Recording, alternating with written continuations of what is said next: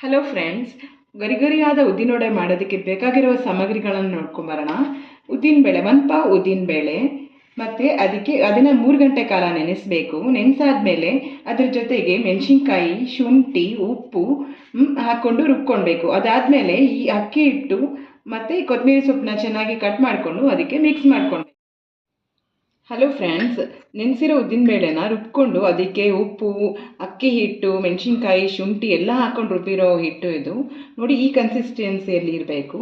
ತುಂಬ ಗಟ್ಟಿಯಾಗಿರಬಾರ್ದು, ತುಂಬ ತೆಳುವಾಗೂ ಇರಬಾರ್ದು. ಸೊ ನಾವು ಉದ್ದಿನ ವಡೆನ ಮಾಡೋದಕ್ಕೆ ಸ್ವಲ್ಪ ಚೆನ್ನಾಗಿ ಬರೋವಂಥ ಹದಕ್ಕೆ ಇರಬೇಕು. ನೋಡಿ ಫ್ರೆಂಡ್ಸ್, ಇವಾಗ ಒಂದು ಸ್ವಲ್ಪ ನೀರು ತಗೊಳ್ಳಿ. ಹೀಗೆ ಈ ಬಟ್ಟೆ ಮೇಲೆ ಒಂದು ಸ್ವಲ್ಪ ನೀರು ಹಾಕ್ಕೊಂಡು ಹಿಂಗೆ ಮಾಡ್ಕೊಬೇಕು.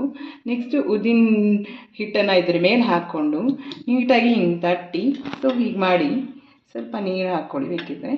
ಸೊ ಹಿಂಗೆ ರೌಂಡಾಗಿ ಬಂದಮೇಲೆ ಈ ಥರ ತಗೊಂಡು ಈ ಥರ ಕಾದಿರೋ ಎಣ್ಣೆಗೆ ಬಿಡಿ.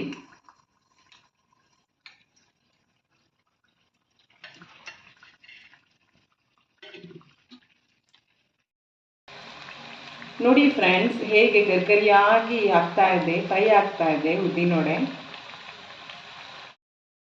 ಹಲೋ ಫ್ರೆಂಡ್ಸ್, ಈಗ ನೋಡಿ ಉದ್ದಿನವಡೆ ರೆಡಿ ಆಗಿದೆ. ನಮಗೆ ನೋಡಿ ಎಷ್ಟು ಕ್ರಿಸ್ಪಿ ಆಗಿದೆ, ತಿಂದರೆ ಬಾಯಲ್ಲಿ ನೀರು ಬರುತ್ತೆ, ಅಷ್ಟು ಕ್ರಿಸ್ಪಿ ಆಗಿದೆ, ಸೂಪರ್ ಆಗಿದೆ.